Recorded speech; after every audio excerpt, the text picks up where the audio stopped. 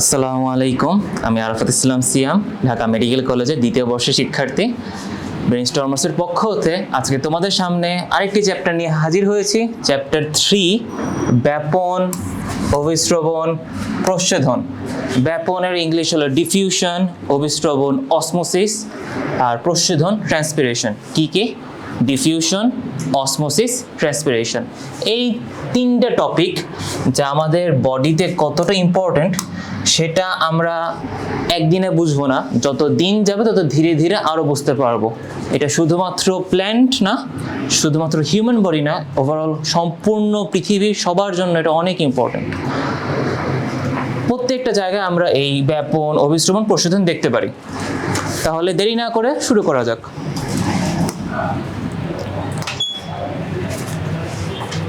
সর্বপ্রথমে একটা ধারণা দিয়ে রাখি, ব্যাপন, অভিস্রবণ, প্রচ্ছেদন কোথায় কোথায় ঘটে।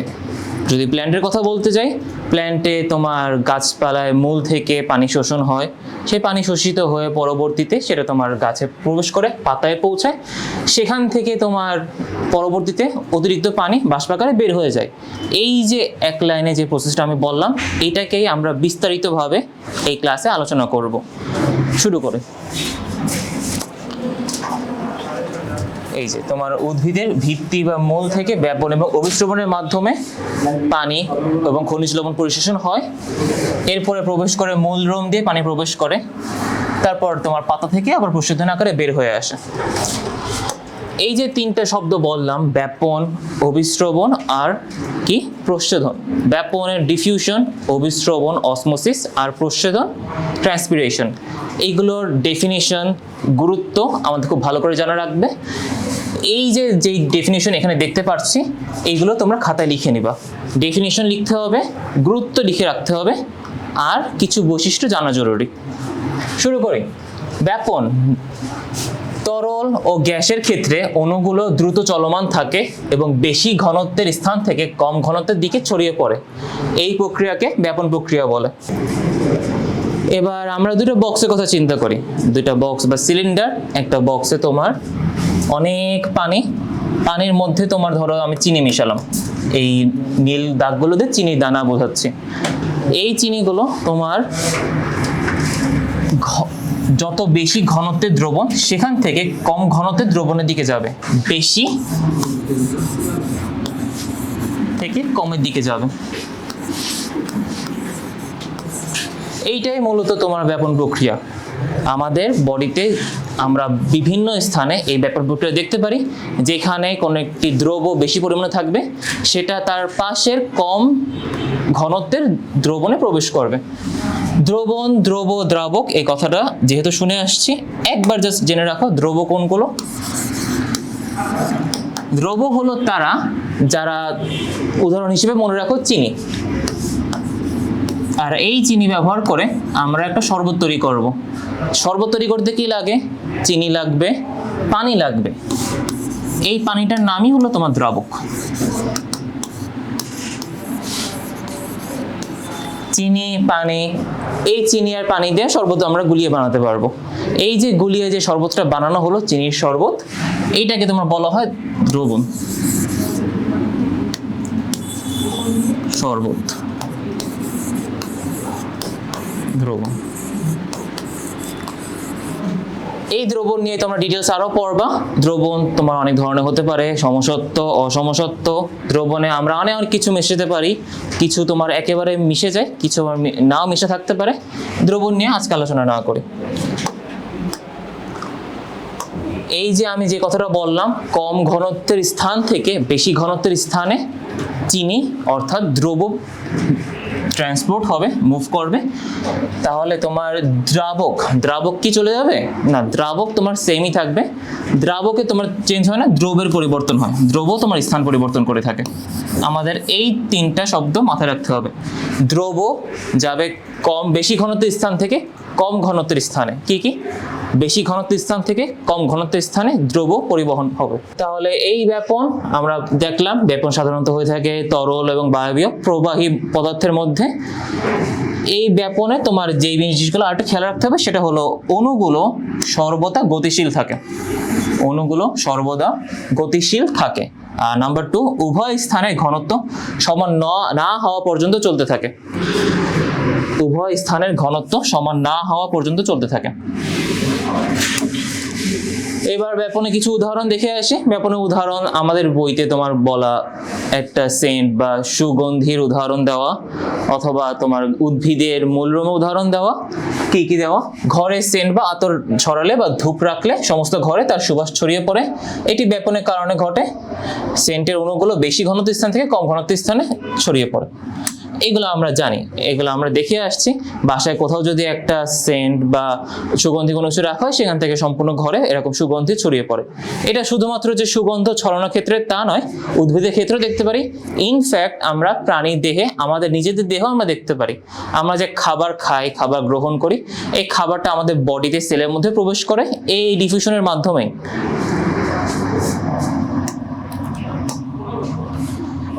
এবার জীবের শারীরবৃত্তীয় কাজে ব্যাপনের কাজ কি কি, এইভাবে পয়েন্ট আকারে যদি লিখে থাকো, টিচার খুব ভালো হয়, খুশি হয়, আরো নাম্বার দিতে পারবে।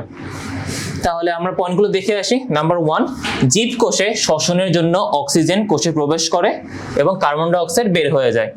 আমাদের দেহে অক্সিজেনের প্রয়োজনীয়তা অনেক, অক্সিজেন ছাড়া আমরা বাঁচতে পারতাম না। এই অক্সিজেন প্রবেশ করে কিসের মাধ্যমে? অক্সিজেন প্রবেশ করে তোমার ব্যাপনের মাধ্যমে, শ্বসন কাজে অক্সিজেন প্রবেশ করে। আচ্ছা, একটা প্রশ্ন, শ্বসন কাদের মধ্যে দেখা যায়?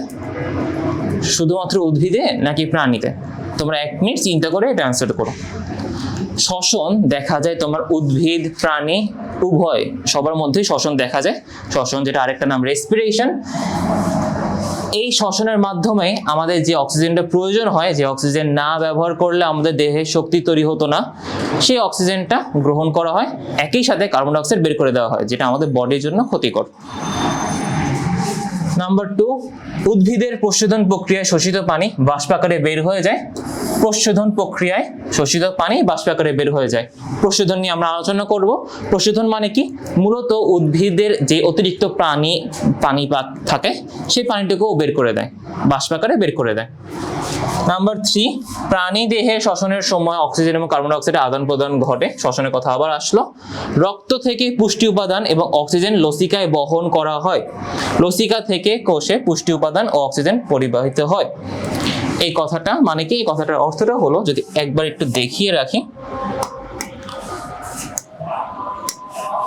আমাদের যে ফুসফুস আছে, লাংস, ফুসফুসের মাধ্যমে আমরা যখন শ্বাস নিই, শ্বাস নেওয়ার মাধ্যমে আমরা প্রচুর পরিমাণ অক্সিজেন গ্রহণ করি। আমি যদি এটা ফুসফুসের ছবি আঁকি, আচ্ছা এটা নাক, এই নাক দিয়ে আমরা বাতাস নিলাম, অক্সিজেন নিলাম, সেই অক্সিজেন প্রবেশ করলো লাংসের মধ্যে। লাংসের মধ্যে আমরা অনেক ছোট ছোট দানা পদার্থ পাবো, অ্যালভিওলাই বলা হয়ে থাকে। এখানে তোমার অক্সিজেনেশন জমা হয়, এরপরে সেটা রক্তের মধ্যে প্রবেশ করে।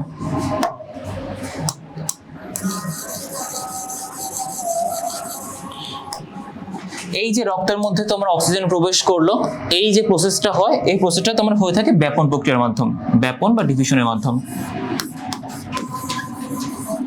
আবার এই অক্সিজেন যেটা তোমার প্রবেশ করা হলো, অক্সিজেন O2 প্রবেশ করলো, এইগুলো যখন তোমার রক্তনালী, তো আমাদের সারা দেহে ছড়িয়ে থাকে, রক্তনালী যখন পরিবাহিত হতে থাকে, সেই রক্তনালীর পাশে আমরা আরেকটি নালী পেয়ে থাকি সাধারণত, সেগুলোকে তোমার লসিকা বলা হয়ে থাকে। এই লসিকার মধ্যেও তোমার অক্সিজেনগুলো প্রবেশ করতে পারে। এইভাবে লসিকা, রক্ত, আবার এই যে আমাদের লাংসের মাধ্যমে আমরা নিঃশ্বাস নিলাম, প্রশ্বাস নিলাম, এর মাধ্যমে আমাদের অক্সিজেন দেহে প্রবেশ হয়, দেহের টিস্যুতে পৌঁছায়।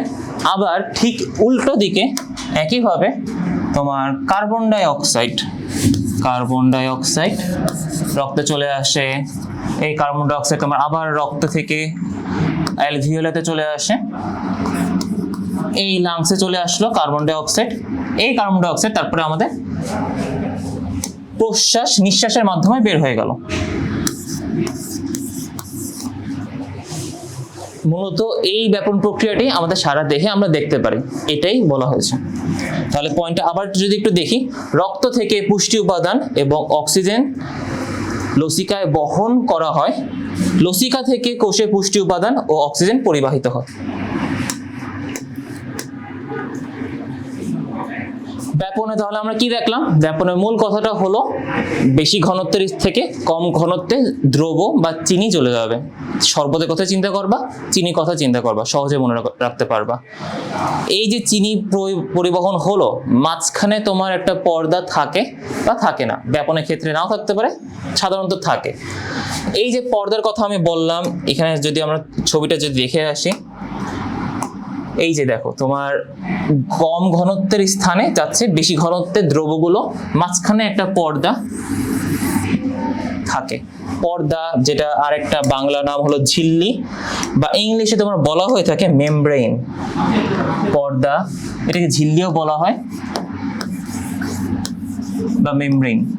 এই মেমব্রেনগুলো আমরা সাধারণত 3 ধরনের মেমব্রেন বা পর্দা দেখতে পারি। এই মেমব্রেনগুলো কি কি? সাধারণত অভেদ্য, অর্ধভেদ্য এবং ভেদ্য, এই 3 ধরনের পর্দা আমরা দেখতে পারি। আমরা এক একটা ডিটেলস দেখে আসি। প্রথমেই দেখব অভেদ্য। অভেদ্য পর্দা ইমপারমিয়েবল। পারমিয়েবল মানে কি? ভেদ্য, যেটা পাস করতে পারে। ইমপারমিয়েবল, পাস করতে পারে না। অভেদ্য। অভেদ্য পর্দার সংজ্ঞা কি? যে পর্দা দিয়ে দ্রাবক যেমন পানি এবং দ্রব যেমন চিনি বা লবণ, আমি চিনি শরবতের কথা মনে রাখতে বলছিলাম, এই এক চিনি শরবত দিয়ে আমরা সম্পূর্ণ চ্যাপ্টারটা বুঝতে পারবো। চিনি বা লবণ উভয় প্রকার পদার্থের অণুগুলো চলাচল করতে পারে না, তাকে তোমরা অভেদ্য পর্দা বলা হয়। মানে কি? মাঝখানে একটা পর্দা থাকবে, কোনো দ্রব, দ্রাবক, চিনি, লবণ যাই হোক না কেন, কোনোটাই তোমার পরিবহন করতে পারে না। মাঝখানে পর্দা থাকবে, কেউই আসতে পারবে না। এটাকে তোমার বলা হয়ে থাকে অভেদ্য পর্দা। অভেদ্য, ইমপারমিয়েবল। এটা উদাহরণ কি? পলিথিন, কিউটিন যুক্ত কোষ প্রাচীর। পলিথিন, যখন আমরা পলিথিন বা পলি ব্যাগ বা তুমি যখন একটা প্লাস্টিকের বোতল ধরবা, প্লাস্টিকের বোতল থেকে তো কোনো শরবত, পানি বের হয়ে আসে না, তার মধ্যেই তোমার জমা থাকে। এই জন্য তোমার প্লাস্টিক, পলিথিন এগুলোকে তোমার বলা হয়ে থাকে অভেদ্য পর্দা। কি পর্দা? অভেদ্য পর্দা। আর এদিকে তোমার কোষ প্রাচীরের উপর যদি কিউটিন থাকে, এটা আমরা সামনে আরো পড়বো, কিউটিন একটা স্তর, যে স্তর তোমার হলো পানি যাতে বাইরে না চলে আসে সেটা প্রিভেন্ট করে, আটকায়। এই কিউটিন স্তর থাকলে তখন তোমার আর এই দ্রব বা দ্রাবক কেউই বের হতে পারে না, পানি ধরে রাখতে সহায়তা করে। এটা হলো অভেদ্য পর্দা। এরপরে ভেদ্য পর্দা। ভেদ্য, পারমিয়েবল। ভেদ্য পর্দা বলতে তাহলে কি বোঝাবে? খুবই সহজ, আগে দ্রব, দ্রাবক কেউ যেতে পারতো না, ভেদ্য পর্দায় দ্রব, দ্রাবক উভয় যেতে পারবে। দ্রব, দ্রাবক উভয় চলাচল করতে পারবে। যে পর্দা দিয়ে দ্রাবক এবং দ্রব উভয় প্রকার পদার্থের অণুগুলো সহজে চলাচল করতে পারে, তাকে তোমার ভেদ্য পর্দা বলা হয়। সহজেই চলাচল করতে পারে, ভেদ্য পর্দা বলা হয়ে থাকে। উদাহরণ কি? উদাহরণ হলো উদ্ভিদের কোষের কোষ প্রাচীর, সেল ওয়াল। তোমাদের বইয়ে বলা উদ্ভিদের কোষের কোষ প্রাচীর, সেল ওয়াল। এবার এই ভেদ্য পর্দার ক্ষেত্রে একটা বিষয় খেয়াল রাখতে হবে, মনে রাখবা উদ্ভিদ কোষের বাইরের প্রাচীরটি ভেদ্য, কিন্তু ভিতরের পর্দাটি প্লাজমা মেমব্রেন, সেটা আলাদা বৈশিষ্ট্যের বা অর্ধভেদ্য পর্দা। এটা খেয়াল রাখতে হবে। আমরা যখন কোষ নিয়ে আলোচনা করব, কোষের প্রাণী কোষে আমরা শুধুমাত্র কোষ ঝিল্লি পাবো, কোষ ঝিল্লি বা প্লাজমা মেমব্রেন পাবো। আর উদ্ভিদ কোষে কোষ ঝিল্লির বাইরে একটি জড় পদার্থের স্তর পাবো, সেটা হলো কোষ প্রাচীর। এই কোষ প্রাচীর তোমার ভেদ্য পর্দা, কিন্তু কোষ ঝিল্লি কিন্তু ভেদ্য পর্দা নয়, এটাকে আমাদের খেয়াল রাখতে হবে। তাহলে কোষ ঝিল্লি কেমন পর্দা? আমরা ভেদ্য পড়লাম, অভেদ্য পড়লাম, বাকি থাকে কি? অর্ধভেদ্য বা বৈষম্য ভেদ্য। এটা আরেকটা নাম হলো বৈষম্য ভেদ্য, এটা তোমরা লিখে রাখবে।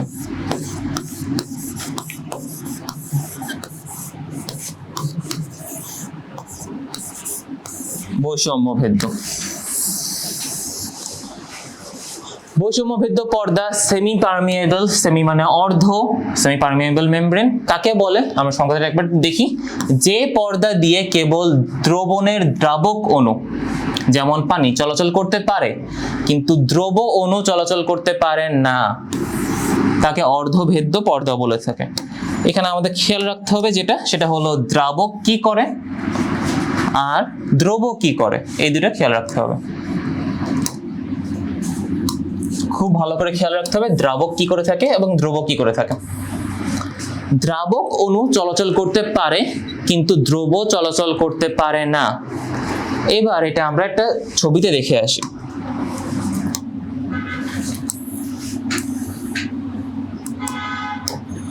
ধরো একটা কোষ বা যে কোনো একটা বক্স ধরে রাখো, আর একটা কোষ আঁকলাম বা বক্স ধরে রাখতে পারো, মাঝখানে আমি পর্দা আঁকবো। সেই পর্দাটার নাম কি হবে? পর্দাটার নাম আমি দিব অর্ধভেদ্য পর্দা বা বৈষম্য ভেদ্য পর্দা।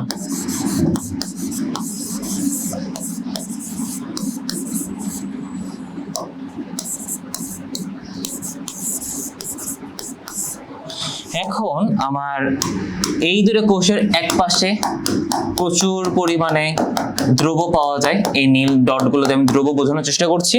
আরেক পাশে তোমার দ্রবের পরিমাণ কম। এখন আমরা জেনে আসছিলাম যে ব্যাপনের ক্ষেত্রে কম ঘনত্বের দ্রবণে বেশি ঘনত্ব থেকে দ্রব ট্রান্সপোর্ট হবে, চলাচল করতে পারবে, বেশি ঘনত্ব থেকে কম ঘনত্ব। কিন্তু আমাদের এইখানে যে জিনিসটা খেয়াল রাখতে হবে, এখানে চেঞ্জটা হলো আমার কম ঘনত্ব থেকে বেশি ঘনত্বে দ্রব চলাচল করে। কম বেশি, কম ঘনত্ব থেকে বেশি ঘনত্বে দ্রব চলাচল করে থাকে, বা যেটাকে আমরা আরেকটা ভাবে বলতে পারি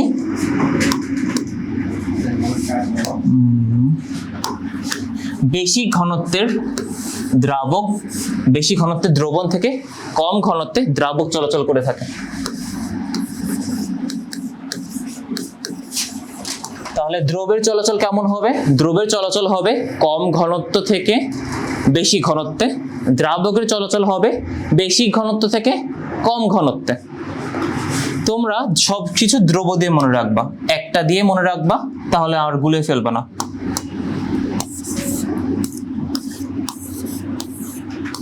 তাহলে আবার একবার 1 মিনিট পজ রেখে নিজেকেই নিজে অ্যান্সার করে বলো যে ব্যাপনের ক্ষেত্রে দ্রবের পরিবহন কেমন হবে, কম ঘনত্ব থেকে বেশি ঘনত্বে নাকি বেশি ঘনত্ব থেকে কম ঘনত্বে?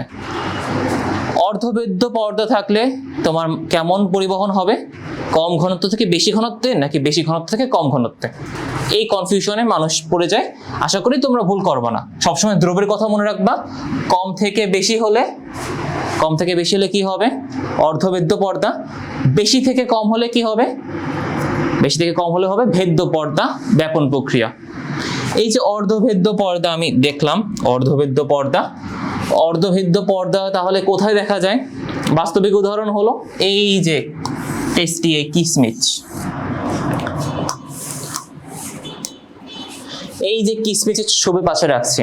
কিসমিস আমার খেতে খুব ভালো লাগে, অনেক আগে থেকেই খাই, প্রচুর খাই। আম্মু বাসায় কিসমিস প্যাকেট লুকায় রাখতো, এখনো খেয়ে থাকি। এই কিসমিসটা যখন আমরা রান্না দেখি, রান্না বলতে তুমি যদি ঈদের কথা চিন্তা করো, ঈদ আসছে, ঈদে তোমার আম্মু পায়েস রান্না করলো বা সিমাই রান্না করলো। এই যে তোমার সিমাই, এই সিমাইয়ের মধ্যে কি থাকে? এই সিমাইয়ের মধ্যে তোমার দুধ থাকে। এর মধ্যে আমরা যে সিমাই থাকে সেটা পাই, আর মাঝে মধ্যে কিছু কিসমিস পেয়ে থাকি। এই কিসমিসগুলো যখন আম্মু সিমাই রান্না করবে ঈদের সময়, তখন দেখবা কিসমিসগুলো তোমার ফুলে ওঠে, চুপসে থাকে না, ফুলে ওঠে। প্যাকেটের মধ্যে তোমার চুপসে ছিল, এখানে ফুল উঠলো কি কারণে? কারণ একটাই, সেই কারণটা হলো এই যে আমাদের অর্ধবেদ্য পর্দা। তোমার কিসমিসে আমরা অর্ধবেদ্য পর্দা পাবো, কালো সাদা যেই কিসমিসই হোক না কেন অর্ধবেদ্য পর্দা পাবো। এই অর্ধবেদ্য পর্দার ফলে তোমার বাইরের যে দ্রাবকটা সেটা ভিতরে প্রবেশ করবে। বাইরের দ্রাবক ঘনত্ব বেশি, ভিতরে ঘনত্ব কম। এই যে বাইরের দ্রাবক থেকে তোমার ভিতরে পানি বা দুধ প্রবেশ করবে সীমা রান্নায়, এইটাই আমাদের অর্ধবেদ্য পর্দার উদাহরণ। তাহলে অর্ধবেদ্য পর্দায় আমাদের কি খেয়াল রাখতে হবে? কম ঘনত্ব থেকে বেশি ঘনত্বে যাবে কারা? দ্রব। কম ঘনত্ব থেকে বেশি ঘনত্বে যাবে কারা? দ্রব। আর ভেদ্য পর্দায় কি হবে? বেশি ঘনত্ব থেকে কম ঘনত্বে যাবে কারা? দ্রব। এটা খেয়াল রাখতে হবে। উদাহরণ কি? একটা হলো এই যে ডিমের খোসা। ডিমের খোসা তোমরা পানির মধ্যে রেখে দেখতে পারো, কিছুক্ষণ পর এটা ফুলে উঠবে। কিশমিচের খোসা। আর কোষ পর্দা। এই কোষ পর্দা বা প্লাজমা মেমব্রেনের কথা যেটা আমি বলে আসছিলাম, এইখানে সেই কোষ পর্দা প্লাজমা মেমব্রেন।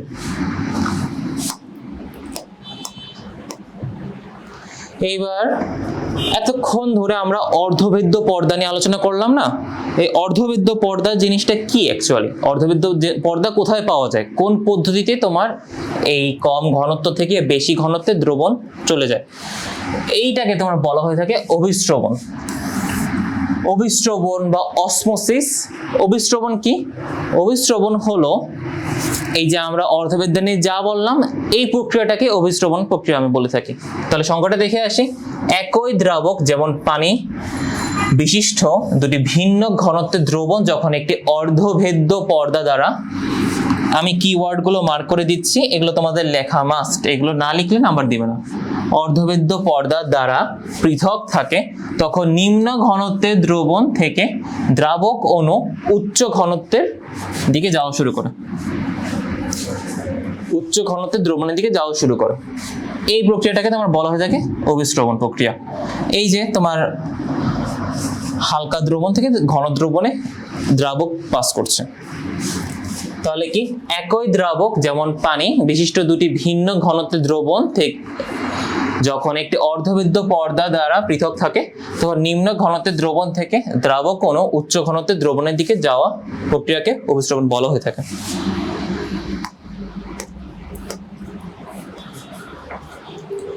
কিশমিচ পানিতে রাখলে কেন ফুলে ওঠে, এটা আমরা আলোচনা করছি। পয়েন্টগুলো তাও দেখে রাখো। শুকনো কিশমিচের মধ্যে শর্করা বা মিষ্টি রস থাকে, অনেক ঘন থাকে। কিশমিচের বাইরের আবরণটি একটি অর্ধভেদ্য পর্দা হিসেবে কাজ করে। কিশমিচকে যখন পানিতে রাখা হয় তখন বাইরের পানি কম ঘনত্ব অর্ধভেদ্য পর্দা ভেদ করে কিশমিচের ভিতরে প্রবেশ করে।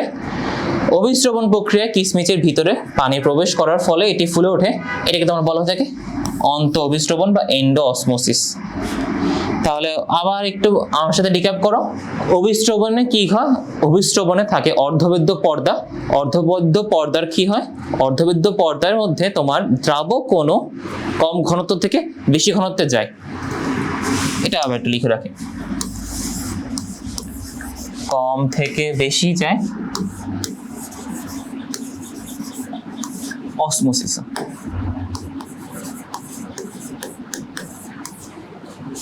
আর বেশি থেকে কমে যায় কোথায়?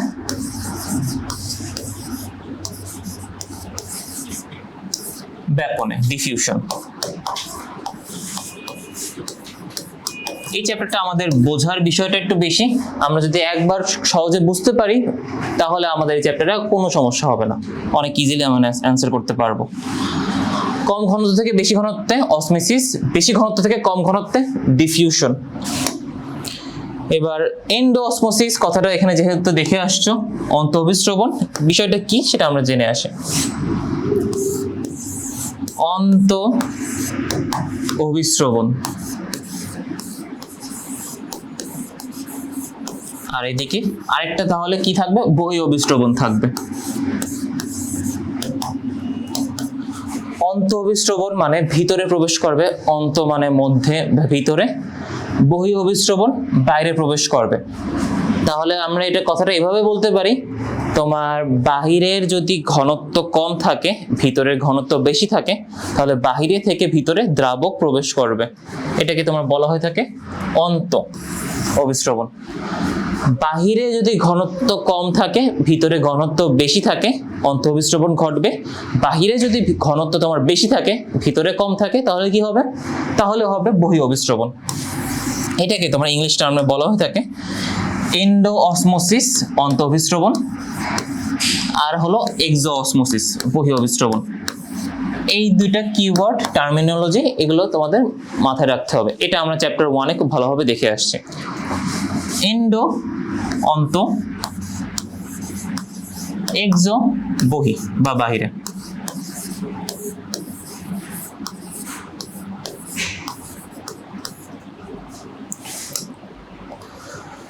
এবার অভিস্রবণ আমরা পড়লাম, অর্ধবৃত্ত পর্দা থাকবে, কম থেকে বেশিতে দ্রাবক যাবে।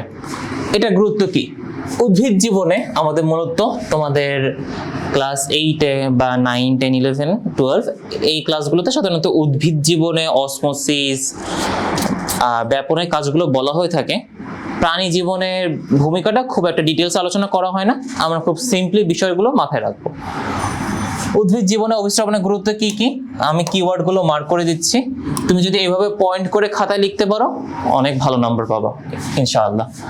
নাম্বার 1 পানি শোষণ, নাম্বার 2 কোষের স্ফীতি, নাম্বার 3 পত্ররন্ধ্র নিয়ন্ত্রণ, আর নাম্বার 4 খনিজ লবণ পরিবহন। এই খনিজ লবণ পরিবহনটা আমরা সামনে আলোচনা করব। পানি শোষণ, উদ্ভিদ মূল রূপের মাধ্যমে মাটি থেকে পানি শোষণ করতে পারে কেবল অভিস্রবণ প্রক্রিয়ার কারণে। কোষের স্ফীতি, অভিস্রবণের ফলে উদ্ভিদ কোষ পানি গ্রহণ করে ফুলে ওঠে এবং সতেজ থাকে, এটি গাছকে সোজা রাখতে সাহায্য করে থাকে। যেই গাছগুলো আমরা নেতিয়ে পরে দেখে আসছি, সেই গাছে যদি পানি দেওয়া হয় সেই গাছটি কয়েকদিন কিছুক্ষণ পর আবার সতেজ হয়ে উঠে। পত্ররন্ধ্র নিয়ন্ত্রণ, পত্ররন্ধ্র খোলা ও বন্ধ করার বিষয়টি রক্ষী কোষের অভিস্রবণ চাপের উপর নির্ভর করে।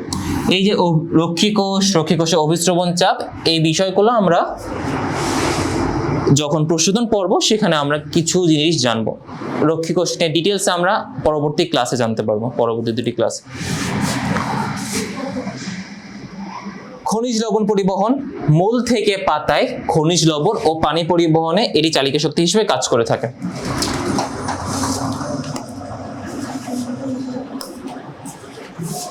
এবার এই যে ছকটা, এই ছকটা তোমরা লিখে রাখো,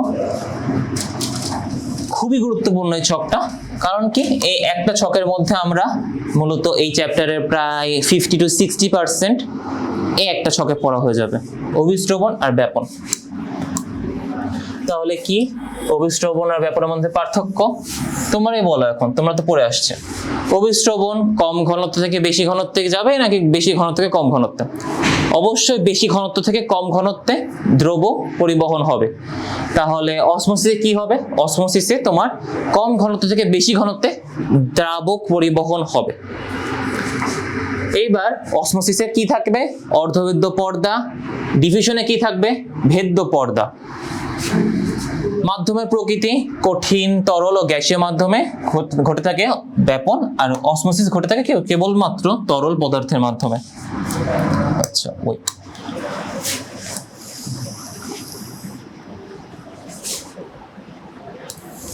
আর এদিকে আরেকটা পার্থক্য বাকি থাকে, সেটা হলো ঘনত্বের দিক, যেটা আমি অলরেডি বললাম, অধিক থেকে কম ঘনত্বে আর কম থেকে অধিক ঘনত্বে। আর কি বাকি থাকলো? উদাহরণ আমরা লিখতে পারবো, কিসমিস ফুলে ওঠা আর হলো আতরের সুবাস। এভাবে একটি ছক তৈরি করে, যেহেতু আমি ছকটা খুব ভালো একটা তৈরি করতে পারি নাই, এই ছক তৈরি করে তার মধ্যে আমি এক পাশে রাখবো হলো বৈশিষ্ট্য সমূহ, তারপর পরে রাখবো হলো ব্যাপন, তারপরে রাখবো অভিস্রবণ। এভাবে লিখে এক একটা বৈশিষ্ট্য, নাম্বার 1 সংজ্ঞা, কি পার্থক্য, সংজ্ঞাটা ফুল লিখে দেব। নাম্বার 2 পর্দা, কি পর্দার পার্থক্য লিখে দেব। নাম্বার 3 মাধ্যমের প্রকৃতি লিখবো। 4 ঘনত্বের দিক লিখবো। উদাহরণ 5 লিখবো। এভাবে যদি আমরা একটা ছক আঁকাতে পারি, 4-এ 4 পাওয়া কোনো ব্যাপারই না, অনেক সহজে 4-এ 4 পেতে পারবো। আমরা আগের ভিডিওতে দেখে আসছিলাম ব্যাপন কি, অভিস্রবণ কি। ব্যাপনে তোমার কি হয়, কম ঘনত্ব থেকে বেশি ঘনত্বে কোথায় যায়, বেশি ঘনত্ব থেকে কম ঘনত্বে কোনটা আসে, বেশি ঘনত্ব থেকে কম ঘনত্বে আসে। অভিস্রবণে অর্ধবৃত্ত পর্দা থাকে, দ্রাবক আসে। কম থেকে বেশি অভিস্রবণ, এটা মনে রাখবা। বেশি থেকে কম নর্মাল যেটা আমরা দেখেই থাকি, তোমার বিরিয়ানির গন্ধ যদি বলো, সেন্টের গন্ধ যদি বলো, আমাদের নিজেদের বডির কথা যদি বলো, প্ল্যান্টের কথা বলো, এইখানে আমরা ব্যাপন প্রক্রিয়া দেখে থাকি। ব্যাপন, ডিফিউশন, বেশি থেকে কম কি আসে? দ্রব আসে। এটা যদি আমাদের মাথায় ভালো করে গেঁথে থাকে, তাহলে আমরা আজকে এই পরিবহন, পরিশোষণ, প্রশোধন খুব ভালো করে বুঝতে পারবো। শুরু করি। উদ্ভিদের পানি শোষণ, ওয়াটার অ্যাবজর্পশন। আমরা মেডিকেলে যখন পড়তে আসছি, আমাদের মেডিকেলে তোমার অ্যাবজর্পশনের চেয়ে রিঅ্যাবজর্পশন কথাটাই বেশি বলা হয়ে থাকে। আমরা রিঅ্যাবজর্পশনটা বলি সাধারণত কিডনির ক্ষেত্রে, কিডনিতে আমার রিঅ্যাবজর্পশন হয়ে থাকে। আর বডি তোমার এই যে গাট ওয়াল, ইন্টেস্টাইন যেখানে আমরা খাওয়া দাওয়া করি, স্টোমাক, এইসব জায়গায় স্টোমাকের পর ইন্টেস্টাইনে তোমার হলো অ্যাবজর্পশন হয়ে থাকে। আমরা শুধুমাত্র আপাতত অ্যাবজর্পশনটাই মাথায় রাখবো। অ্যাবজর্পশন কি? শোষণ, উদ্ভিদে পানি শোষণ। উদ্ভিদ প্রধানত তার মূল রোম বা রুট হেয়ার, চুলের মতো দেখতে, এক একটা চুল হেয়ার ফলিকলের মতো। আমাদের মাথায় তোমার চুল থাকে এরকম করে, modified hair follicle, modified sweat follicle. এই যে আমাদের উদ্ভিদ তার সাধারণত চুলের মূল রোমের মাধ্যমে মাটি থেকে পানি শোষণ করে থাকে। এই কথাটা আমাদের খুব একটা বেসিক কথা, মাথায় রাখতে হবে। আর কি একটু দেখে রাখতে হবে, সেটা হলো মাটির কণার ফাঁকে লেগে থাকে কৌশিক পানি, ক্যাপিলারি ওয়াটার, মূল রোমের প্রাচীর ভেদ করে ভিতরে প্রবেশ করে। কথাটার অর্থ কি? কথাটার অর্থ হলো, এই ধরো তোমার মূল রোম, যেটা চুলের মতো দেখতে। আমরা যখন একটা মূল বের করে দেখি, গাছের মূল দেখি, তখন এটা চুলের মতোই দেখতে মনে হয়, খুব ছোট মনে হয়। এই মূল রোমের আশেপাশে যে পানিটুকু তোমার থাকে, এই যে পানিটা আমরা দেখতে পাচ্ছি, এই যে তোমার পানি, মাঝখানে তোমার মাটির কণা, এই যে তোমার পানিগুলো মাঝখানে আটকা পড়ে আছে খুবই অল্প পরিমাণে, এইগুলোকে তোমরা বলা হয় ক্যাপিলারি ওয়াটার। ক্যাপিলারি ওয়াটার, কৌশিক পানি। পানি আর অন্য কোনো কিছু না, নর্মাল পানি, শুধুমাত্র তোমার মাটি কণার মধ্যে পড়ে থাকে। এই কৌশিক পানি আর এই যে মাঝখানে তোমার মূল রোম কি করে, কৌশিক পানি থেকে তোমার মূল রোমে পানি চলে আসে, এই পানিটাই পরিবাহিত হয়, পানি শোষিত হয়ে থাকে। তাহলে পানি শোষণ হলো কিভাবে? পানি শোষণ হলো তোমার কৌশিক পানি প্রবেশ করলো উদ্ভিদের মূলের মূল রোমে, এটা মাথায় রাখলেই হবে। এই যে আমরা কৌশিক পানি প্রবেশ করাটা দেখলাম, এটার একটা ফুল ডায়াগ্রাম। এই ডায়াগ্রামটা আমাদের আরো ডিটেলসে পড়া হবে পরে, আমরা আপাতত একটু দেখে রাখি। প্রথমে মাটি, এগুলো ধরো মাটির কণা, এই মাঝখানে ফাঁকে ফাঁকে তোমার এই কৌশিক পানি জমে আছে। এই কৌশিক পানি তোমার মূল রোম দিয়ে প্রবেশ করলো, এটা তোমার মূল রোম, এই যেটা হলো মূল রোম। মূল রোম তোমার ভেদ করলো হলো এন্ডোডার্মিস, এন্ডোডার্মিস, তারপর মাঝখানে এই পার্টটাকে তোমার বলা থাকে কর্টেক্স। জাস্ট নামটা জেনে রাখো, কর্টেক্স। কর্টেক্স তারপর তোমার ভেদ করবে কি, হাইপোডার্মিস। এই হাইপোডার্মিস ভেদ করে ভিতরে তোমার বিশেষায়িত কোষ থাকে, কমপ্লেক্স টিস্যু থাকে, জাইলেম। এই জাইলেমে প্রবেশ করবে। তাহলে কি হলো, কৌশিক পানি, মাটি থেকে কৌশিক পানি আসলো, মূল রোমে গেল, বহিস্তর ভেদ করলো, অন্ততকে আসলো কর্টেক্স, এরপরে তোমার জাইলেমে প্রবেশ করলো। এই জাইলেম কথাটা যেহেতু চলে আসছে, জাইলেম হলো তোমার উদ্ভিদের ভিতরের হাইওয়ে, পানির হাইওয়ে। যেহেতু জাইলেম চলে আসছে, আমরা ফ্লোয়েমটাও পাবো। তার আগে পানি ওয়াটার অ্যাবজর্পশনটা আবার একটু ভালো করে দেখি। মূল রোমের প্রাচীরটি ভেদ্য, কিন্তু এর নিচে তোমার প্লাজমা মেমব্রেনটি অর্ধভেদ্য। মূল রোমের কোষীয় স্তরের ঘনত্ব বাইরের পানির ঘনত্বের চেয়ে বেশি থাকে। অর্ধভেদ্য পদার্থ তোমার বাইরে হলো ঘনত্ব বেশি, মাটির পানির ঘনত্বের চেয়ে বেশি থাকে। বাইরে ঘনত্ব বেশি না ভিতরে ঘনত্ব বেশি? মূল রোমের কোষীয় রসের ঘনত্ব বেশি, ভিতরে ঘনত্ব বেশি, বাইরে ঘনত্ব কম। তাহলে কি হয়ে থাকবে? অর্ধভেদ্য পর্দা থাকলে কি হয়ে থাকবে? এন্ডোঅসমোসিস, ভিতরে প্রবেশ করবে। ফলে অভিস্রবণ, অসমোসিস, যেটা এন্ডো অসমোসিস বলছি আমরা, যেহেতু ঘনত্বের পার্থক্য কোথায় কম কোথায় বেশি দেখে আসছি।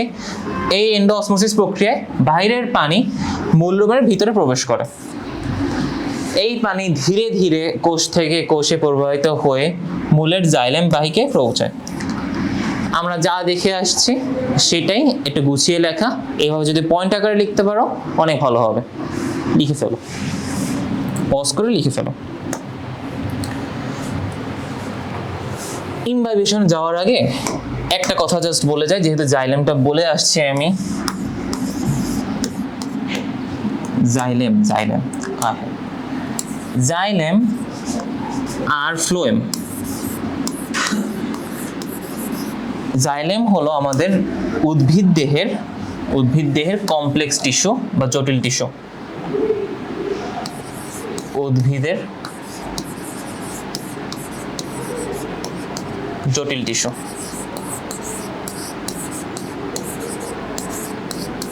জটিল টিস্যু কেন বলা হচ্ছে? টিস্যু তোমার সাধারণত একটা কাজ করে থাকে, তোমার এইখানে জাইলেম এবং ফ্লোয়েম দুইটা পাশাপাশি একসাথে কাজ করে থাকে, ভাস্কুলার বান্ডল বলা হয়, আমরা পরে পড়ব। জাইলেমের কাজ মূলত পানি পরিবহন করা,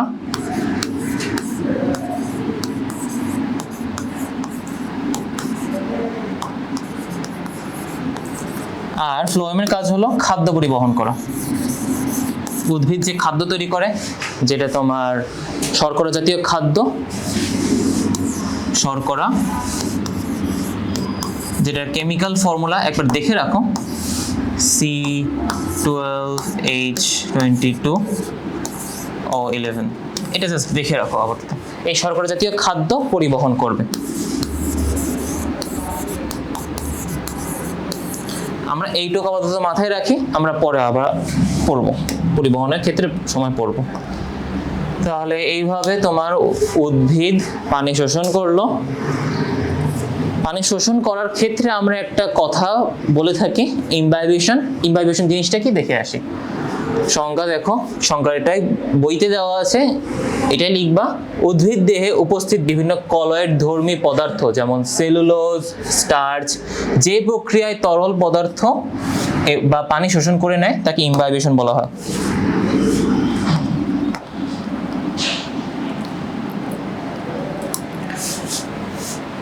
কলয়েড ধর্মী পদার্থ নাম্বার 1, যে বিষয়টা কি আমাদের দেখতে হবে। আর হলো তরল পদার্থ বা পানি শোষণ করে থাকে, ইমবাইবেশন বলা হয়। ইমবাইবেশন নামটার মধ্যে দেখো ইমবাইব এই একটা অংশ, আর ইশন সাধারণত এই শোন কথাটা যদি লাস্টে থাকে সেটা সাধারণত প্রসেস বা প্রক্রিয়াকেই বোঝায়। ইমবাইবেশন মানে কি? ইমবাইবেশন, ইমবাইব করা, সাধারণত পানি শোষণ করাকেই বোঝায়। ইমবাইব থেকে ইমবাইবেশন আসছে।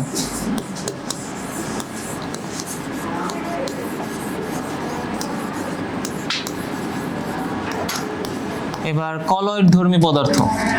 কলয়েড ধর্মী পদার্থ কি? এখানে কলয়েড দিয়ে কি বোঝানোর চেষ্টা করা হচ্ছে? সাধারণত এটা আমাদের এই ক্লাসের পড়া না, অনেক হায়ার স্টাডিজে পড়া হয়, এইচএসসি লেভেলে পড়বা। সাধারণত আমাদের যতগুলো দ্রব্য বা পদার্থ আছে সেগুলোর আকারের ভিত্তিতে 3টি প্রকারে ভাগ করা হয়। একটা হলো তোমার অনেক ছোট সলিউশন, ক্রিস্টালয়েড বলা হয়ে থাকে, এটা না লিখি দরকার নেই। এর চার একটু বড় যেগুলো, সেগুলোকে তোমার বলা হয়ে থাকে কলয়েড, এটার কথা আমরা বলছি। আর তার যদি বড় কোনো হয়ে থাকে সেগুলো তোমার সাসপেনশন বলা হয়। আমরা এস আর এখানে তোমার শুধুমাত্র এস দিয়ে লিখে রাখি, এটা আমাদের আপাতত দরকার নেই। কলয়েড কথাটা বলি। কলয়েড কথাটা কি? কলয়েড কথাটা হলো এই কলয়েড ধর্মী পদার্থ তোমার খুব একটা বড় না, খুব একটা ছোটও না, সাধারণত 500 ন্যানোমিটারের মধ্যে থাকে। এই কলয়েড ধর্মী পদার্থের আমরা কিছু বৈশিষ্ট্য দেখতে পারি, সেটা হলো এরা একটা চাপ বা প্রেসার দিয়ে থাকে, চাপ দিয়ে থাকে, যে চাপকে তোমরা বলা হয় কলয়েডের চাপ বা অসমোটিক চাপ। অসমোটিক কথা যে বলে ফেলছি। কলয়েড ধর্মী পদার্থে তোমার সাধারণত অসমোসিস যেখানে ঘটে সেখানে আমরা কলয়েড ধর্মী পদার্থ পাবো। অসমোসিস। এই কলয়েড ধর্মী পদার্থ তোমার আরেকটা কাজ করে থাকে, সেটা হলো বাইরে থেকে পানি শোষণ করতে পারে।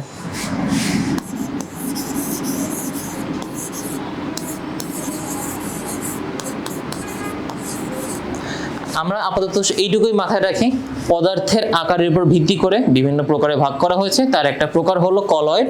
এই কলয়েডদের তোমার অনেকগুলো বৈশিষ্ট্য আছে, আমরা শুধুমাত্র ইমবাইবেশন বৈশিষ্ট্যটাই দেখে থাকবো।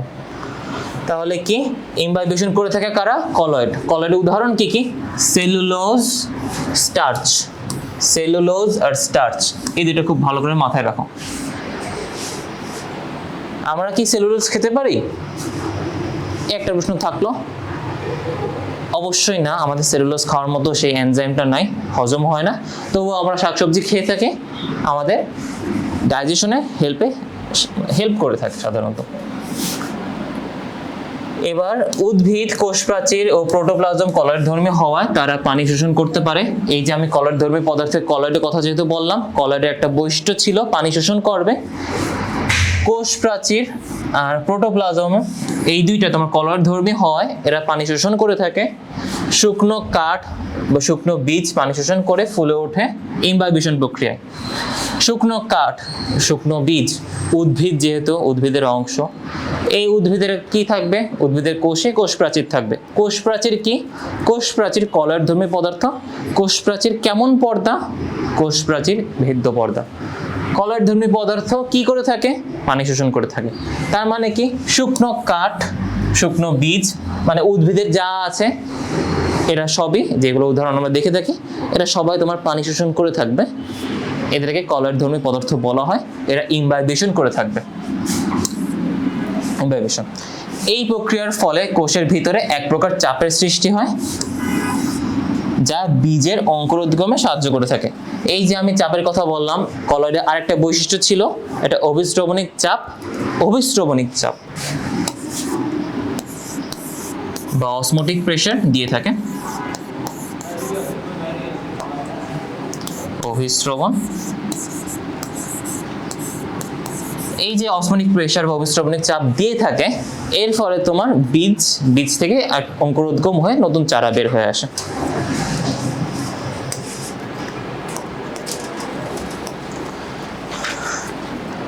এবার আমরা শোষণের ক্ষেত্রে শুধুমাত্র পানি শোষণের কথাই বলছিলাম। পানি শোষণের ক্ষেত্রে পড়তে পড়তে আমরা চলে গেলাম ইমবাইবেশনে, কারণ ইমবাইবেশন এর মাধ্যমে পানি শোষণ হয়ে থাকে। খনিজ লবণ বাকি ছিল। মিনারেলস কোথা থেকে নেবে? মিনারেলস নিবে হলো এই যে দুটো প্রক্রিয়া, নাম্বার 1 আর নাম্বার 2, নিষ্ক্রিয় সক্রিয় শোষণ এর মাধ্যমে। তাহলে আমরা ডেফিনিশনটা দেখে আসি। উদ্ভিদ মাটি থেকে খনিজ লবণ সরাসরি শোষণ করতে পারে না, সরাসরি করতে পারে না। আমরা যখন ইলেকট্রোকেমিস্ট্রি কিছু একটা যেহেতু পড়ে আসছি, আমরা জানি যে তোমার সোডিয়াম ক্লোরাইড বা এরকম কোনো অনেকগুলো পদার্থ, এগুলো যখন পানিতে মিশে যায়, পানিতে চলে আসে, তখন এরা দুইটি অংশে ভাগ হয়ে যায়। একটা হলো ক্যাটায়ন আর একটা তোমার অ্যানায়ন অংশ। এই ক্যাটায়ন আর অ্যানায়ন এই দুইটাই তোমার আয়ন। এই আয়ন আকারেই আমাদের উদ্ভিদে খনিজ লবণ শোষিত হয়। খনিজ লবণ কারা? খনিজ লবণ আমাদের এই সোডিয়াম, ম্যাগনেসিয়াম, পটাশিয়াম, এইগুলোই খনিজ লবণ। এইগুলোই শোষিত হয় কোন প্রক্রিয়ায়? শ্বসন প্রক্রিয়ায়। শ্বসনে কোন প্রক্রিয়ায় কোনগুলো হয়ে থাকে এগুলো আমাদের খেয়াল রাখতে হবে। শ্বসন দুইটা পদ্ধতিতে হয়ে থাকে। খনিজ লবণের শোষণ দুইটা পদ্ধতিতে হয়ে থাকে। নাম্বার 1 নিষ্ক্রিয় শোষণ, নাম্বার 2 সক্রিয় শোষণ। প্যাসিভ মানে নিষ্ক্রিয়, অ্যাবজর্পশন শোষণ। উদ্ভিদ যখন কোনো শক্তি খরচ না করে সাধারণ ব্যাপন বা অভিস্রবণ প্রক্রিয়ায় লবণ শোষণ করে নেয়, এটাকে বলা হয়ে থাকে নিষ্ক্রিয় শোষণ। নিষ্ক্রিয়, ক্রিয়া হবে না, কাজ হবে না, শক্তি লাগবে না, কোনো শক্তি খরচ হবে না। সক্রিয় ক্রিয়া হবে, কাজ হবে, তাহলে কি? শক্তি খরচ করবে। শক্তি কেন খরচ করতে হবে? কারণ ঘনত্বের বিরুদ্ধে কাজ করে থাকে। এবার আমি যদি একটা ছবি দেখাই সহজে, তোমার ধরো এই পাশে এটা হলো তোমার উদ্ভিদের কোষ পর্দা, বাইরে তোমার ধরো সোডিয়ামের সংখ্যা ধরো বাইরে 3টা, ভিতরে তোমার হলো 1টা।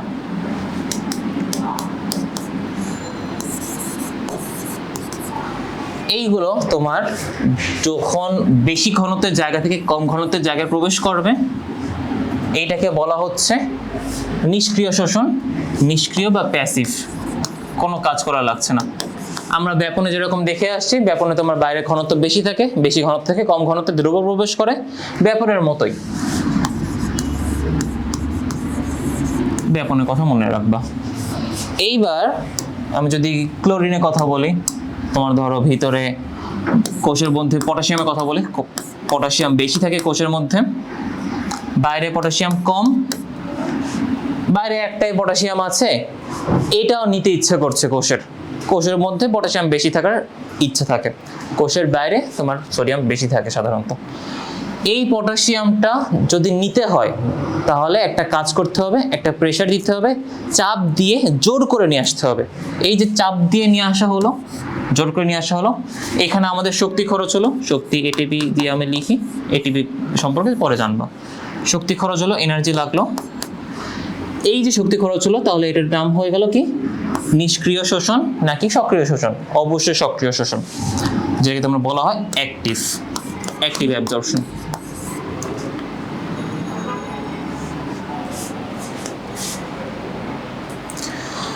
তাহলে খনিজ লবণে কি দেখলাম? খনিজ লবণ তোমার ক্যাটায়ন এবং আয়ন আকারে পরিবাহিত হয়, সম্পূর্ণ পরিবাহিত হয় না, আয়ন আকারে দুই ভাবে হয়ে থাকে, সক্রিয়ভাবে আর নিষ্ক্রিয়ভাবে। সক্রিয়তে শক্তি লাগে, নিষ্ক্রিয়তে শক্তি লাগে না।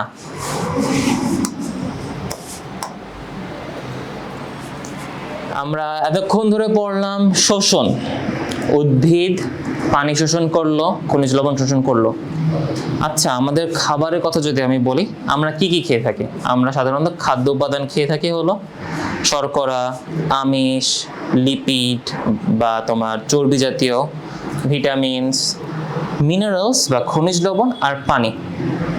এগুলো আমরা খেয়ে থাকি, বাইরে প্রস্তুত করা থাকে, সেগুলো আমরা খেয়ে থাকি। আমরা আমাদের নিজেদের দেহে খাবার তৈরি করতে পারি না, কিন্তু উদ্ভিদ তার নিজের দেহে খাবার তৈরি করতে পারে। উদ্ভিদের খাবার তৈরি করার প্রক্রিয়াটির নাম কি? সালোক সংশ্লেষণ। কি? সালোক সংশ্লেষণ, এটা আমরা পড়ে আসছি। সালোক সংশ্লেষণ হওয়ার জন্য, খাবার তৈরি করার জন্য তোমার মশলাপাতি বিভিন্ন উপাদান লাগবে না, দ্রব্য লাগবে না। এই দ্রব্যটা কিভাবে নিয়ে আসে? শোষণের মাধ্যমে প্রবেশ করালো। তোমার শোষণের মাধ্যমে আমরা পানি এবং খনিজ লবণ প্রবেশ করালাম, এরপরে তোমার খাবার তৈরি হবে। খাবার তৈরি হওয়ার পর অতিরিক্ত যা থাকবে সেটা আমরা ফেলে দিব। এই অতিরিক্ত ফেলে দেওয়াটাই হচ্ছে প্রস্বেদন বা বাষ্পমোচন, ট্রান্সপিরেশন, বাষ্পমোচন। বাষ্পমোচন কেন বলা হচ্ছে? তোমার বাষ্প আকারে বের হয়ে যায় অতিরিক্ত পানিটুকু, এটাকে তাই বাষ্পমোচন বলা হচ্ছে। ট্রান্সপিরেশন কাকে বলে? প্রস্বেদন কাকে বলে? উদ্ভিদ তার দেহের অতিরিক্ত পানি বাষ্প আকারে পত্ররন্ধ্র, এই কথাটা নতুন দেখলাম, পত্ররন্ধ্র বা বায়বীয় অঙ্গের মাধ্যমে বাহিরে বের করে দেওয়ার প্রক্রিয়াকে প্রস্বেদন বা বাষ্পমোচন বলে। বাষ্প আকারে বের করে দেয়, তাই বাষ্পমোচন। এইখানে আমরা দুটো জিনিস দেখলাম, একটা হলো বাষ্প আকারে বের করে দেওয়া, আর একটা হলো পানি বের করে দেওয়া। কিসের মাধ্যমে? পত্ররন্ধ্রের মাধ্যমে। পত্ররন্ধ্র জিনিসটা কি? এই কথাটা যেহেতু শুনছি আমরা, পত্ররন্ধ্র বিষয়টা দেখে আসি। পত্ররন্ধ্র হলো, আচ্ছা এই ছবিতে একটু ফল্ট আছে। পত্ররন্ধ্র আমরা সাধারণত আমাদের উদ্ভিদের পাতায় দেখতে পারি, আনুবীক্ষণিক সরাসরি দেখতে পারবো না, মাইক্রোস্কোপে দেখতে পারবো। এই পত্ররন্ধ্রগুলো হলো তোমার পাতায় উপস্থিত এমন কিছু রন্ধ্র যেগুলো তোমার উদ্ভিদ কন্ট্রোল করে থাকে কিভাবে, সেটা এইচএসসিতে পড়া হবে। এই রন্ধ্রের কাজটা কি? এই রন্ধ্রের কাজটা হলো, এই যে তোমার রন্ধ্র বা আমরা যদি সোজা বাংলায় বলি ছিদ্র থাকে, এখান থেকে তোমার পানি বের হয়ে আসে। কেমন পানি বের হয়ে আসবে? অতিরিক্ত পানি বের হয়ে আসবে। উদ্ভিদ যে পরিমাণ পানি শোষণ করে থাকে তার খুবই কম পরিমাণ উদ্ভিদের ব্যবহার লাগে, খুব কম পরিমাণ কাজে লাগে, বাকিটুকু উদ্ভিদ বের করে দেয়। এই যে অতিরিক্ত পানি বের করে দেয়, এই বের করে দেওয়াটাই হলো প্রস্বেদন। কার মাধ্যমে হয়? রক্ষী কোষের মাধ্যমে। এটাকে তুমি দরজার দারোয়ান মনে করতে পারো। কিসের মাধ্যমে বের করে দেয়? রক্ষী কোষ দ্বারা আবৃত তৈরি হওয়া পত্ররন্ধ্রের মাধ্যমে। কিসের রন্ধ্র? পত্ররন্ধ্র। বাষ্প আকারে উড়ে চলে যায়।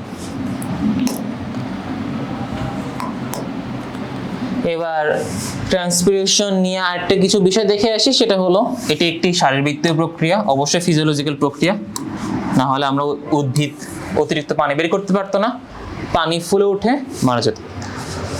এটি প্রধানত পাতার মাধ্যমে হয়ে থাকে। উদ্ভিদের অন্যান্য যেসব অংশ থাকে সেগুলোতে সাধারণত তোমার কোষ প্রাচীর বা তোমার cellulose, hemicellulose, lignin, pectin, suberin এগুলো দিয়ে জমা হয়ে পুরো স্তর তৈরি করে থাকে। পাতাটাই আমরা দেখতে পারি বাইরে, পাতাটা বাইরের দিকে থাকে, সবুজ পাতা, সুন্দর পাতা, এই পাতা দিয়ে তোমার প্রশোধন হয়ে থাকে। এর ফলে উদ্ভিদ থেকে অতিরিক্ত পানি বের হয়ে যায় এবং দেহ শীতল রাখে।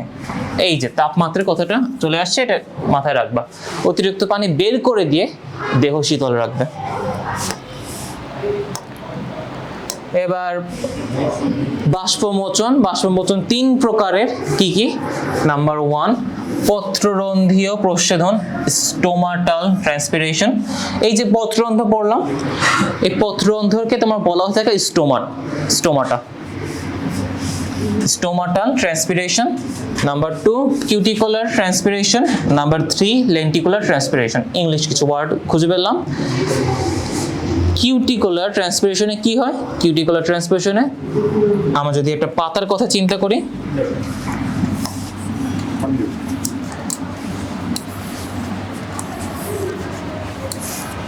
এই পাতার উপর তোমার একটি স্তর দেখা যায়,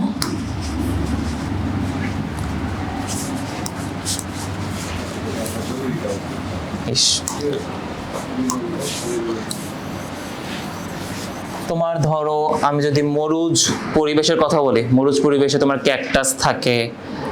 মরুজ পরিবেশে কি পানি থাকে খুব একটা বেশি? পানি তো পাওয়াই যায় না। তাও তোমার উদ্ভিদগুলো বেঁচে থাকে কিভাবে? কারণ এই উদ্ভিদগুলো যেই পানিটুকু পায়, যে কোনো সময় পানিটুকু পায়, এইটুকু ধরে রাখে।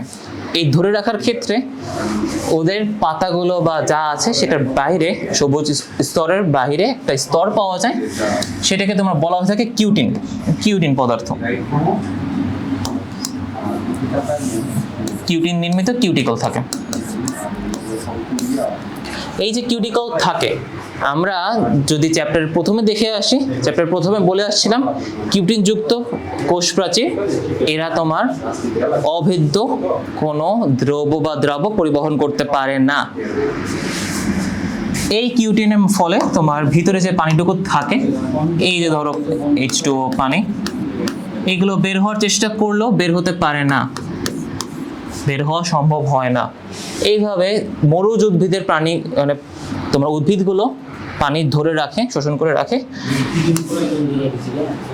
এইটাই কিউটিকুলার প্রশোধন। আরেকটা বাকি থাকে লেন্টিকুলার প্রশোধন। আমরা যদি উদ্ভিদ দেখে থাকি, কিছু কিছু উদ্ভিদে দেখা যায় যে তোমার ধরো একটা উদ্ভিদ, এখানে কিছু অংশ এরকম ভেঙে একটু বের হয়ে আসে। এই যে একটু ভেঙে বের হয়ে আসা, এখান থেকে তোমার লেন্টিসেল বের হয়ে আসে, এগুলোকে লেন্টিসেল বলা হয়। লেন্টিকুলার প্রশোধন এইভাবে হয়ে থাকে। লেন্টিকুলার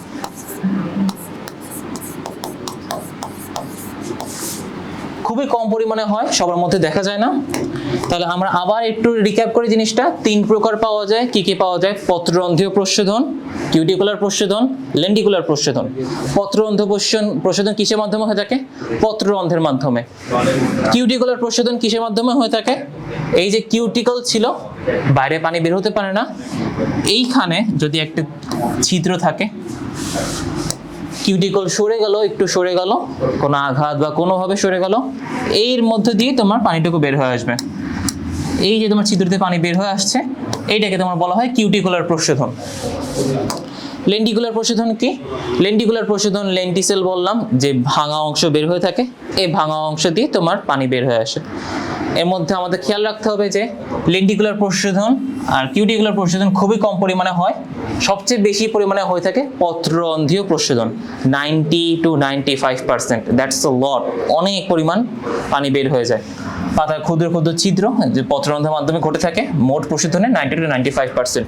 কিউটিকুলার প্রশোধন 2 to 3%। আর লেন্টিকুলার প্রশোধন তোমার একই রকম 2 to 3%। পার্সেন্টেজগুলো তোমার পরবর্তী ক্লাসে যখন পড়বা তখন আবার চেঞ্জ হবে। জাস্ট জেনে রাখো, পত্ররন্ধ্র দিয়ে সবচেয়ে বেশি পরিমাণ পানি বের হয়। এবার কি প্রশোধন নিয়ে যখন আলোচনা করা হলো, গবেষণা করা চলছিল, তখন একজন বিজ্ঞানী এটাকে নেসেসারি ইভিল বললেন। নেসেসারি ইভিল কথাটা অনেক একটা রাফ কথা, একটা হার্শ কথা, কিন্তু উনি নেসেসারি কথাটা কেন আগে বললেন?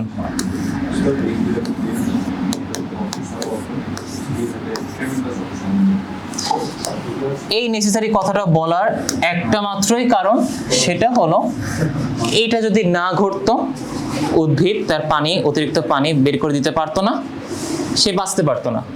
আমরা যদি পয়েন্টগুলো দেখি, কেন ক্ষতিকর বলা হয়? পত্ররন্ধ্রের প্রশোধনের ফলে উদ্ভিদের শোষিত পানি অপচয় হয়ে থাকে। পানির অভাব থাকলে প্রশোধনের ফলে গাছ মারা যেতে পারে, পানির অভাব থাকলে গাছ মারা যাবে, এই জন্য এটাকে ক্ষতিকর বলা হচ্ছে। অপরিহার্য কেন, নেসেসারি কেন? প্রশোধন না ঘটলে জাইলেম বাহিকায় পানির টান, ট্রান্সপিরেশন পুল সৃষ্টি হতো না। এই টান না থাকলে মূলরোম দিয়ে পানি শোষণ এবং উপরে পরিবহন বন্ধ হয়ে যেত। আমি দুটো কথা বললাম, কেন ক্ষতিকর বলা হয়, কেন নেসেসারি বলা হচ্ছে, প্রয়োজনীয় বলা হচ্ছে। এবার আমরা সহজে বুঝি। শীতকালে চিন্তা করো, শীতকাল বা বসন্তকালে আমরা দেখি প্রচুর পরিমাণে পাতা ঝরে যায়। কেন ঝরে যায়? এই উদ্ভিদগুলো অতিরিক্ত পাতা ছেড়ে দেয় যাতে এরা পানিগুলো ধরে রাখতে পারে। পানি ধরে রেখে এরা তোমার যাতে মারা না যায় সেই চেষ্টা করে থাকে। আর অপরিহার্য কেন বলা হচ্ছে, এটা আমরা সামনে বুঝবো। আমরা যখন এই পরিবহনটা দেখব, পরিবহনের মধ্যে আমরা বুঝতে পারবো জাইলেম এবং ফ্লোয়েমের কাজটা কি, কেন এটাকে কমপ্লেক্স টিস্যু বলা হচ্ছে, কেন এরা নেসেসারি কাজ করে থাকে। উদ্ভিদে পরিবহন, ট্রান্সপোর্টেশন অফ প্ল্যান্টস।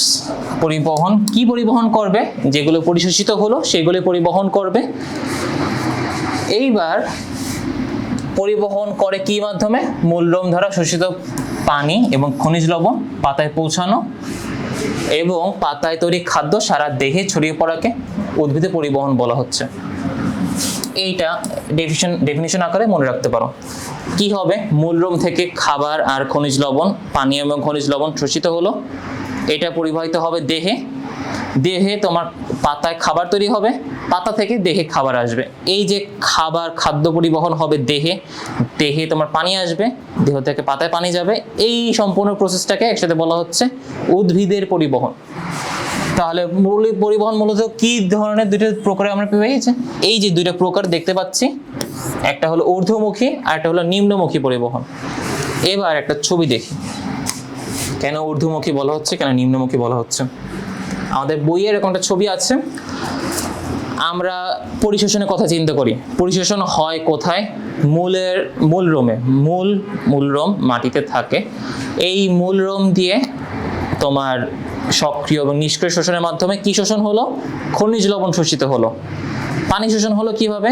পানি শোষিত হলো তোমার নিষ্ক্রিয়ভাবে, পানি শোষিত হলো, জাইলেম এর মধ্যে চলে আসলো। এবার এখানে চিন্তা করো, আমরা এখান থেকে দেখি তোমার পানি H2O পানি জাইলেমের মধ্যে দিয়ে মূল থেকে দেহে আসলো, দেহে আসতে থাকলো, উপরে আসতে থাকলো। এই যে দেহে চলে আসলো, এটা হলো জাইলেমের মূল কাজ, দেহে তোমার পাতায় পানি পরিবহন করা। এভাবে আমাদের দেহে অনেকগুলো পাতা আছে, আমাদের উদ্ভিদের দেহে। এই যে তোমার এক একটা পাতায় যাচ্ছে, এই উপরে আরো পাতা পাওয়া যায়। এই যে পাতায় যে তোমার পানি ট্রান্সপোর্ট করলো, এই যে H2O আসলো, এইটাই তোমার জাইলেমের মূল কাজ।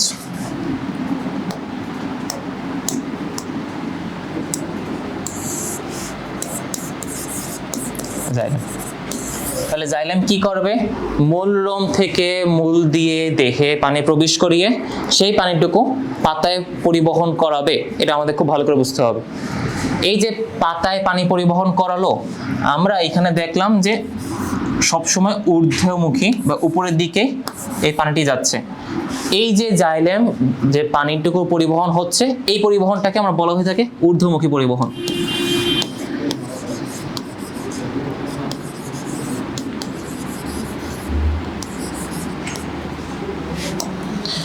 এবার বাকি থাকে কি?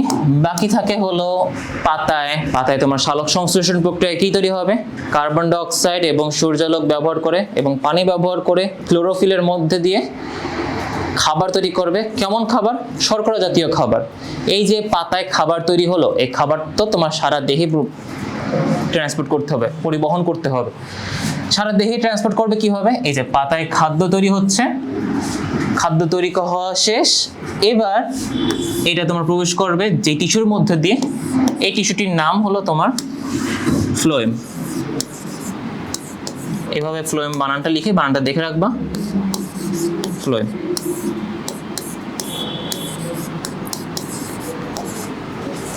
পাতা থেকে তৈরিকৃত খাদ্যটি তোমার ফ্লোয়েমের মাধ্যমে দেহের অন্যান্য জায়গায় পরিবাহিত হচ্ছে। এইটাকে এই যে আমরা যে ছবিটা দেখি, তোমার নিচে যাচ্ছে, নিচে তোমার যেই কোষগুলো ছিল সেখানে খাবার দিবে, আবার উপরে যাচ্ছে, উপরেও তোমার খাবারগুলো দিবে। তবে গ্র্যাভিটি যেহেতু নিচে পুল করতেছে, নিচে খাবারটা বেশি যায় সাধারণত, এই জন্য আমরা গাছের গোড়াটাই বেশি মোটা দেখতে পারি, উপরেরটা খুব একটা মোটা দেখি না। এই জন্য তোমার ফ্লোয়েমের ক্ষেত্রে আমরা কোন পরিবহন দেখতে পারবো? নিম্নমুখী পরিবহন।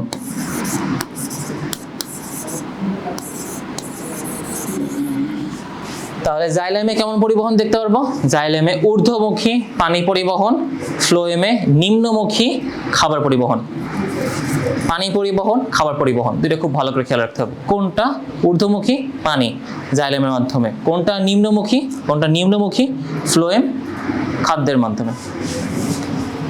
এই কথাগুলোই তোমার এখানে বলা আছে। পরিবহন মূলত দুই প্রকার, ঊর্ধ্বমুখী, নিম্নমুখী পরিবহন। মূল রোম দিয়ে শোষিত পানি ও খনিজ লবণ জাইলেম বাহিকার মাধ্যমে পাতায় পৌঁছায়। পাতায় সালোক সংশ্লেষণ প্রক্রিয়ায় তৈরি খাদ্য ফ্লোয়েম টিস্যুর মাধ্যমে উদ্ভিদের বিভিন্ন অঙ্গে ছড়িয়ে পড়ে। এবার এই যে পরিবহনের জন্য বিশেষ যে টিস্যু থাকে সেগুলোকে তোমার ভাস্কুলার বান্ডেল বলা হয়ে থাকে। সাধারণত উদ্ভিদে আমাদের যেরকম আমাদের দেহে তোমার একটা এক্সট্রা ইনফরমেশন দিয়ে রাখি, তোমাদের পড়া আসবে না তবু দিয়ে রাখি। আমাদের বডিতে সাধারণত আমরা ধমনী, শিরা আর নার্ভ,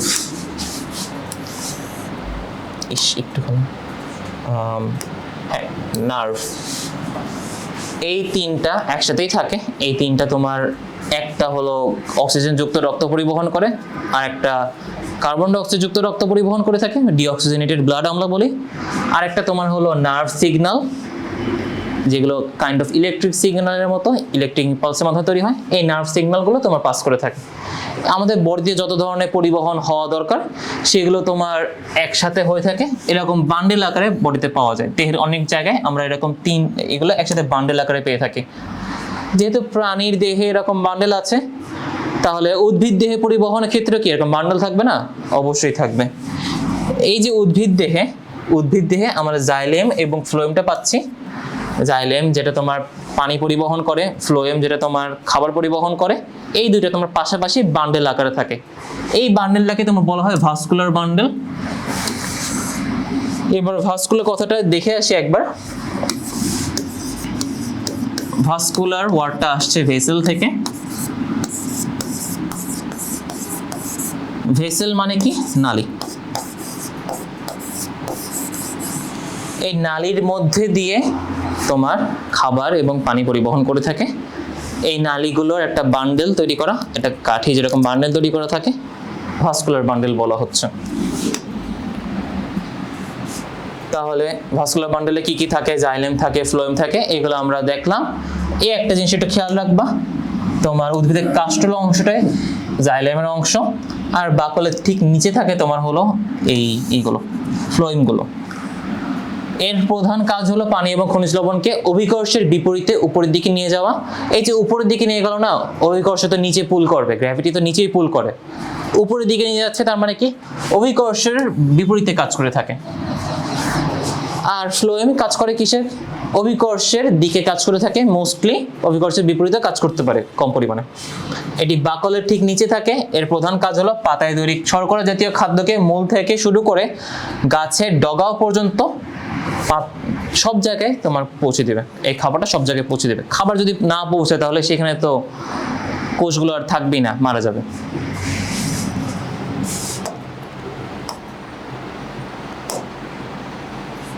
এই যে তোমার অভিকর্ষের কথা যেহেতু বলছিলাম, আমরা অভিকর্ষের দিকে, অভিকর্ষের বিপরীতে কাজ করে থাকে। পানি কিভাবে অভিকর্ষের বিপরীতে উঠে থাকে? এটা তিনটা কারণ আছে। নাম্বার 1 মূলজ চাপ, নাম্বার 2 কৌশিক টান, আর নাম্বার 3 প্রচ্ছেদন টান। এই যে প্রচ্ছেদনের কথা চলে আসলো, এতক্ষণ পরে প্রচ্ছেদনের কথা চলে আসলো।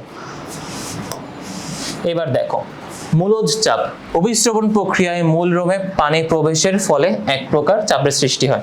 মনে আছে মূলরোমে তোমার যে পর্দাটি থাকে সেটা কেমন পর্দা? অর্ধবেদ্য পর্দা। অর্ধবেদ্য পর্দায় কি হয়? বাইরে ঘনত্ব কম ছিল না বেশি ছিল? বাইরে ঘনত্ব কম ছিল, ভিতরে ঘনত্ব বেশি। কম থেকে বেশিতে দ্রাবক চলে আসলো, পানি চলে আসলো। এইটা কেমন অভিস্রবণ? এটাই তোমার বলা হচ্ছে অন্ত অভিস্রবণ, এন্ডোঅসমোসিস।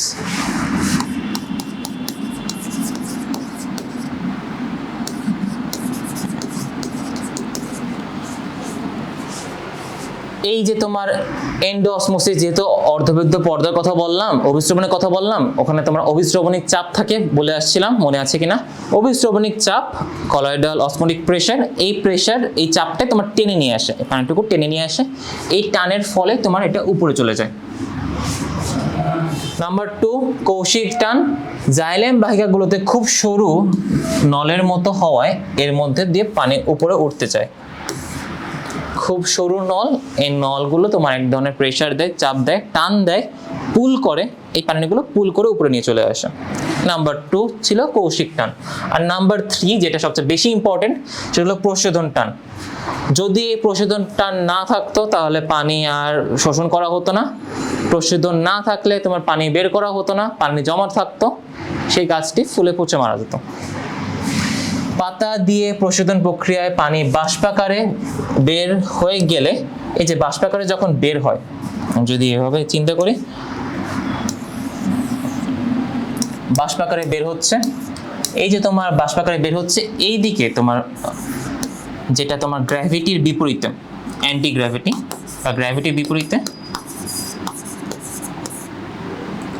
যে টানটা পাওয়া যাচ্ছে, প্রেসার, ফোর্স, টান, চাপ, এই যে চাপটা পাওয়া যাচ্ছে, এই চাপটাই তোমার নিচ থেকে জাইলেমের মাধ্যমে পানিগুলো প্রবাহিত করবে, H2O জাইলেমের মাধ্যমে।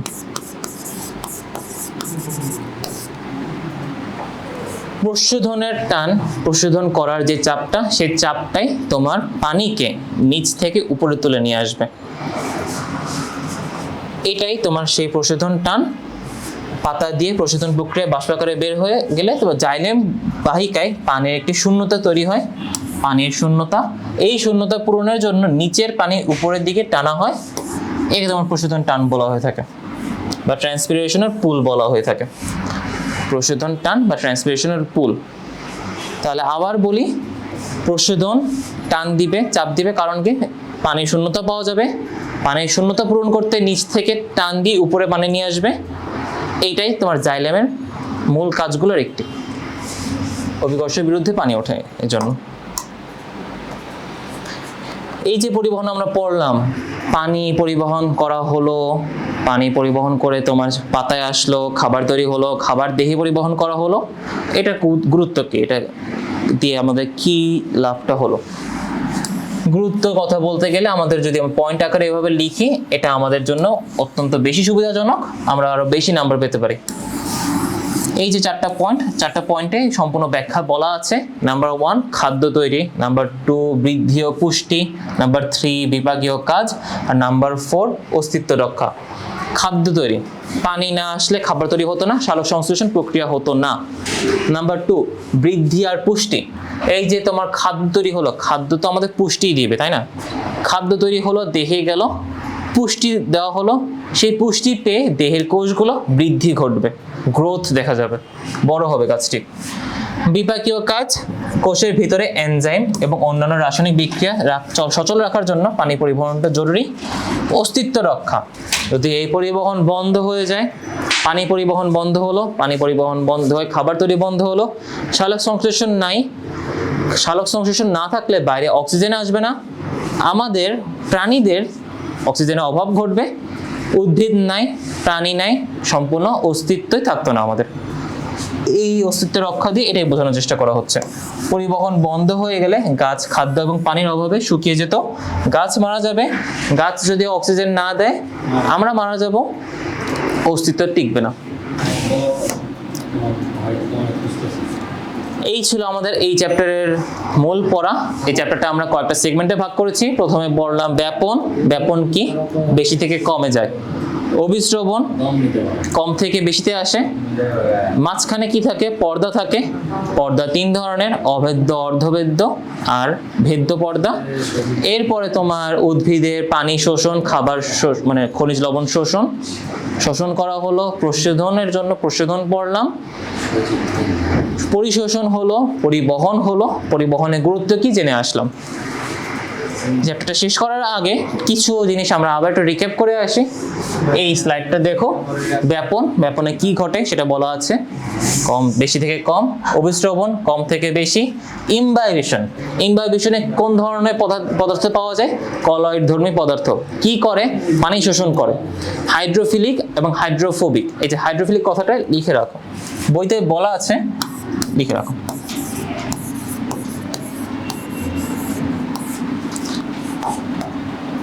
আচ্ছা, তার আগে হাইড্রোফিলিক জিনিসটা কি বলে আসে। হাইড্রোফিলিক,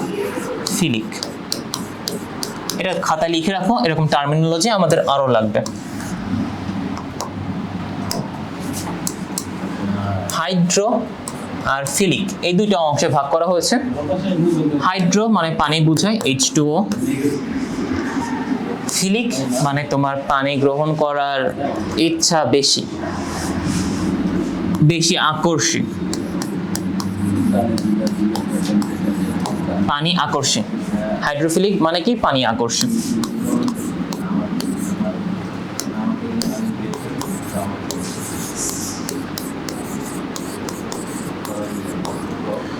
হাইড্রোফিলিক মানে কি? যাদের পানির প্রতি আকর্ষণ বেশি, তারা বেশি পরিমাণে পানি শোষণ করে থাকবে। তাহলে এর উল্টোটা কি হবে? এর উল্টোটা হবে তোমার হাইড্রোফোবিক।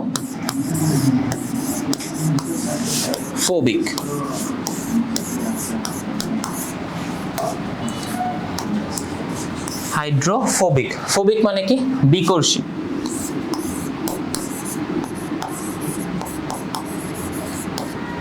হাইড্রোফোবিক পানির প্রতি আকর্ষণ কম থাকবে, পানি বিকর্ষী। এই ফোবিক, ফিলিক ওয়ার্ডটা আমরা অনেক জায়গায় ব্যবহার দেখে আসছি। এইগুলো জেনে রাখা ভালো, খাতায় লিখে রাখলে ভালো হবে।